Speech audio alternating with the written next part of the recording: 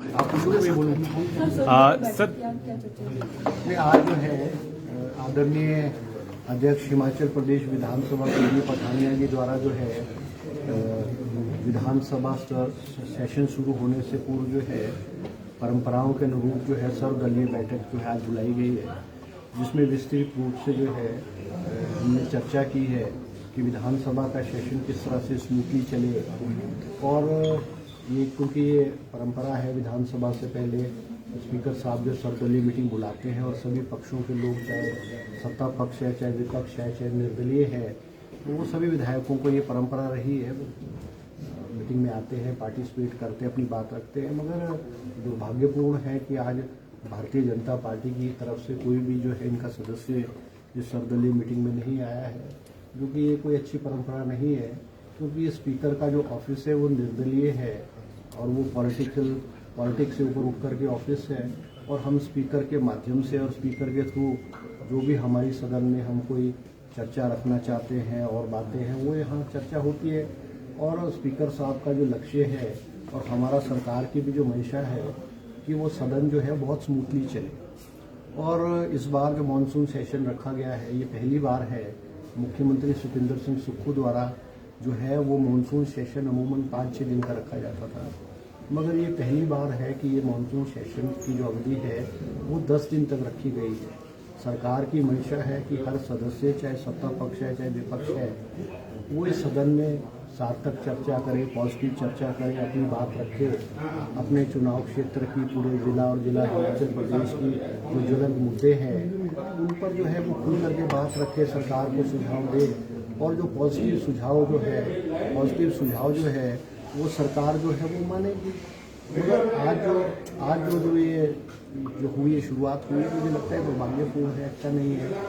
जयराम जी से मेरी भी बात हुई, स्पीकर साहब ने जो है जो समय है और टाइम है वो विपक्ष के नेताजी को पूछ करके रखा था, मगर वो मेरी भी बात हुई, मैंने भी रिक्वेस्ट किया जयराम जी से कि वो आप आएँ, मगर उन्होंने कहा वो अस्वस्थ हैं। तो मैंने कहा कि कोई और विधायक को जो है आपके चीफ विप है, डिप्टी चीफ विप है, कोई है, उनको भेज दें। मगर अब ये भारतीय जनता पार्टी की सोच है, किस सोच से वो यहाँ नहीं आए हैं या क्या कारण रहे हैं, क्या मजबूरी रही है, इस पर तो विस्तृत रूप से वही जानकारी दे सकते हैं। मगर हम चाहते हैं कि सरकार चाहती है कि स्मूथली फंक्शन करे ये सदन, और हमारे सदन की जो परंपराएँ हैं वहाँ इसमें जो है सभी सदस्यों को निर्वहन करें।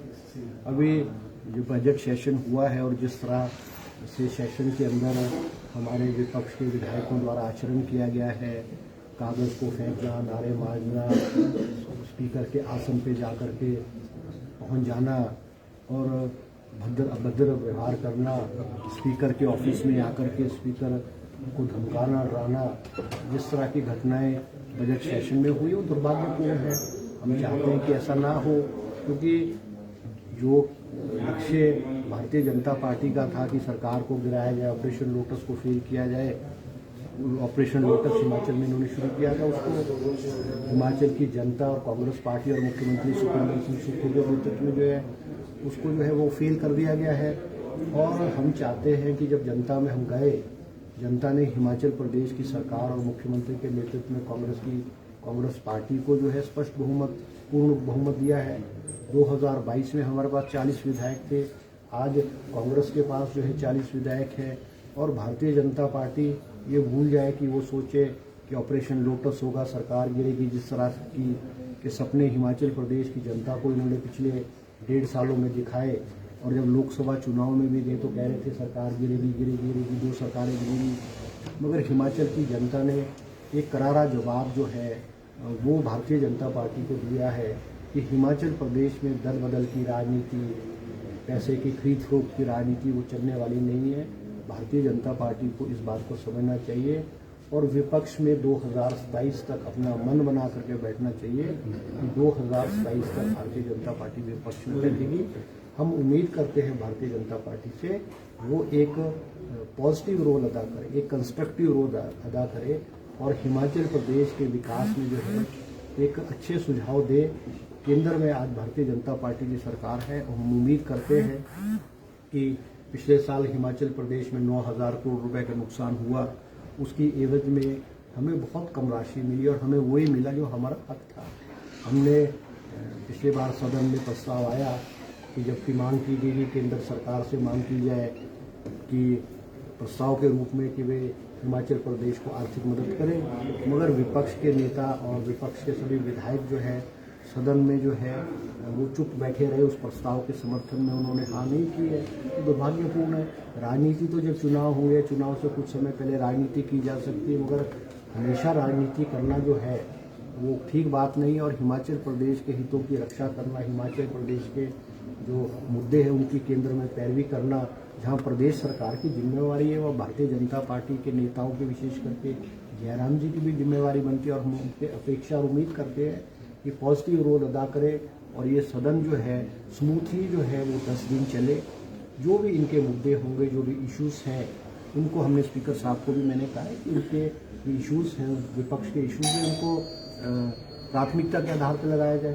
और कल जो सदन की पहली जो सभा होनी है, बैठक होनी है, उसमें जयराम जी द्वारा हिमाचल प्रदेश में जो नुकसान हुआ है भारी बरसात में, उसका इशू लगाया गया है।